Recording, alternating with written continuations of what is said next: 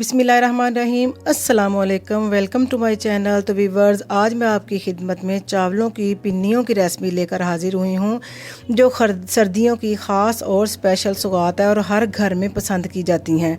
और अगर आप मेरी इस रेसिपी को तवज्जो और बग़ैर स्किप किए स्टेप बाय स्टेप रेसिपी को देखेंगे और फॉलो करेंगे तो आपको मैं गारंटी देती हूँ इंशाल्लाह आपकी पिन्नियाँ भी बिल्कुल हमारी पिन्नियों की तरह नरम और जूसी बनेगी, चाहे 1-2 महीने तक ये रूम टेम्परेचर पर पड़ी ही क्यों ना रहें।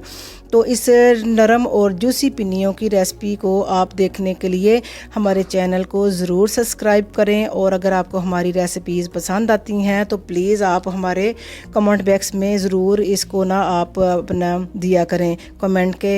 और इसके लिए हमने शुरू किया, हमने कढ़ाई ले लिया, इसके अंदर हमने 1 किलो चावल का आटा दरदरा लिया है, बारीक पाउडर फॉर्म वाला नहीं लेना।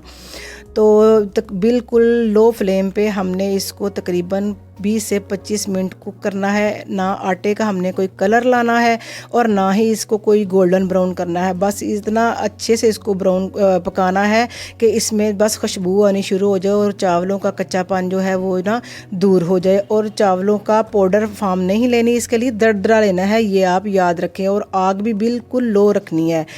तो 25 से 20 मिनट हमने इसको लो फ्लेम पे भून कर इसको अलहदा एक बोल में ट्रांसफ़र कर लेना है। तो ये देखें, हमने एक अलहदा बोल में इसको ट्रांसफ़र कर लिया है। और अब इसी कढ़ाई को हम दोबारा बिल्कुल लो फ्लेम पे, आप मेरी बात को गौर से सुनिए कि लो फ्लेम रखनी है। अगर आप तेज़ पे रखेंगे तो गुड़ ज़्यादा हार्ड हो जाएगा और फिर हमारी पिन्नियाँ हार्ड बनेंगी। और 1 किलो चावल का आटा है और आधा किलो इसमें हमने गुड़ लिया है और 1 कप पानी का लिया है नाप के। इसको हमने लो फ्लेम पे बिल्कुल मेल्ट करना है। इसका ना हमने कोई 1 तार का शीरा बनाना है ना 2 तार का, कुछ नहीं बनाना, सिर्फ सिंपल इसको हमने गुड़ को मेल्ट कर लेना है। और इसमें बॉयल आने के बाद हमने तकरीबन इसमें 5 टेबल स्पून इसमें डाले हमने नारियल के और 5 टेबल स्पून इसमें डाले हैं हमने किशमिश के। और तकरीबन 1 कप मूंगफली हमने वो इसके अंदर डाल के अच्छे से इसको मिक्स कर लेना है। और साथ ही साथ 2 या 3 टेबल स्पून इसमें देसी घी के ऐड करने हैं। आप डालडा घी भी इस्तेमाल कर सकते हैं, और अगर घी या डालडा घी आप ना भी इस्तेमाल करें फिर भी आपकी इंशाल्लाह पिन्नियाँ जूसी ही बनेंगी। आपने बिल्कुल इसी तरह का शीरा बनाना है, कोई तार वगैरह नहीं लानी इसमें। अब हमने इस आपके स्टेज पे चूल्हा बंद कर दिया है और बंद चूल्हे से इसको उतार के इसके अंदर अब आटा जो भुना हुआ है हमने चावल का, इसको अच्छे से हमने मिक्स कर लेना है ताकि ये सारे ड्राई फ्रूट्स वगैरह जो हैं अच्छे से मिक्स हो जाएं और हमारा जो पिन्नियों का मटेरियल है रूम टेम्परेचर पर आ जाए।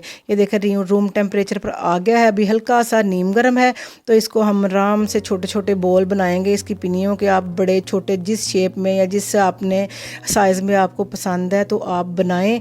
इनको अलग-अलग रखें ताकि ये आपस में जुड़े ना। जब ये ठंडे हो जाएं बिल्कुल तो फिर आप इनको एक कंटेनर में डाल के आप महफूज कर सकते हैं। 1-2 महीने तक आप इनको ऐसे ही खा सकते हैं। तो ये देखें हमारी पिन्नियाँ कितनी अच्छे से बन गई हैं। अगर आपको हमारी रेसिपी पसंद आए तो चैनल को प्लीज़ ज़रूर सब्सक्राइब करें और अपनी राय का भी इजहार ज़रूर किया करें कमेंट बॉक्स में, और चैनल को ज़रूर सब्सक्राइब करें।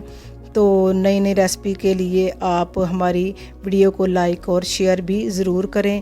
तो नई रेसिपी के साथ फिर हाज़िर होंगे। अल्लाह हाफिज़।